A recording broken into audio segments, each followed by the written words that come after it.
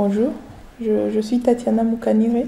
Je suis coordinatrice nationale du mouvement de survivants de violences sexuelles en République démocratique du Congo.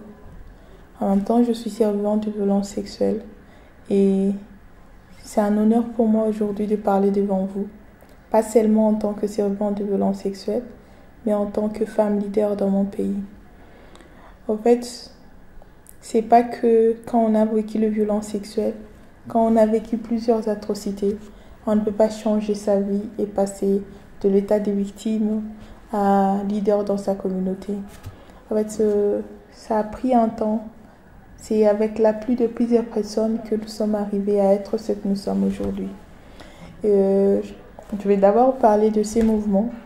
Le mouvement national de survivants de violences sexuelles, c'est un mouvement qui a été créé par les survivants de violences sexuelles pour les amener à parler à leur propre nom et à être actrices principales dans le développement de leur communauté.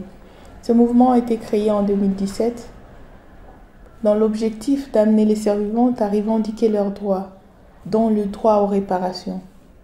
Et aujourd'hui, nous ne dirons pas que nous avons réussi, mais notre fierté aujourd'hui, c'est de voir que plus de 4000 femmes et certains hommes ont accepté de briser le silence et de parler pour que réparation soit rendue, pour que justice soit rendue aux femmes victimes de violences sexuelles, aux hommes victimes de violences sexuelles dans notre pays. Être leader dans cette société où les atrocités, ça fait plusieurs années que mon pays, la République démocratique du Congo, est en train de vivre le pire de ces atrocités. Plus de 25 ans de massacres. Et c'est compliqué pour nous de voir que depuis plusieurs années, nous n'arrivons pas à obtenir justice. Il y a 2 jours, nous avons commémoré les 11 ans du rapport Mapping.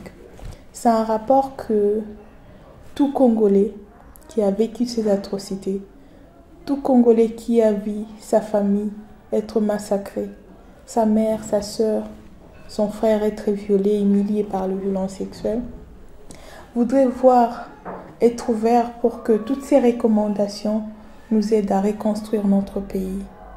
Partout au monde, il y a des violences. Partout au monde, il y a des atrocités. Et c'est important que nous puissions tous se mettre ensemble pour que la paix règne et que nous puissions vraiment réussir à avoir un nouveau départ. Je parle toujours de mon pays parce que c'est un pays que j'aime et c'est un pays dans lequel j'ai vécu. J'ai vécu les bonnes et les mauvaises choses dans les violences sexuelles. Et tout le jour, je reprends le mot que le docteur Mukwege ne cesse de dire, le prix Nobel de la paix 2018. Il n'y aura pas de paix sans justice. Et si nous, en tant que survivants de violences sexuelles, nous réclamons que justice nous soit rendue, c'est pour que nous puissions faire la paix avec nous-mêmes, pour que nous puissions déjà faire notre deuil. Nous n'avons pas besoin de voir beaucoup de morts, nous n'avons pas besoin de nous venger, mais nous avons besoin que la vérité soit mise au grand jour et que nos enfants, nos arrière-petits-enfants comprennent que ce n'était pas de notre faute.